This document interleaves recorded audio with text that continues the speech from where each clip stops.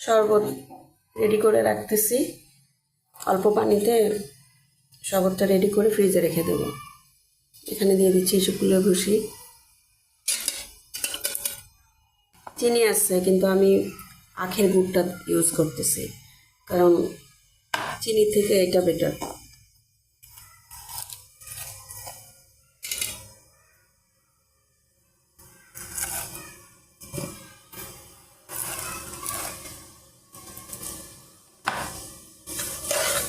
ভালো করে মিক্স করে নেব।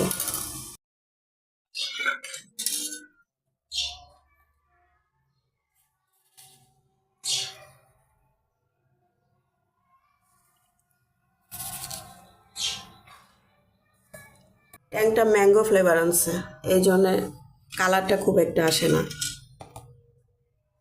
মানে অরেঞ্জ ফ্লেভার আনলে পরে কালারটা একদম অরেঞ্জ কালার হয়ে যায় শরবতে। আইসক্রিমের ভুসি তো খুবই উপকারী। শরবতটা রেডি, ফ্রিজে রেখে দেবো, পরে আরও ফ্রিজের পানি মিক্সড করে নেব, কারণ আমি ঠান্ডা শরবত খেতে খুবই পছন্দ করি।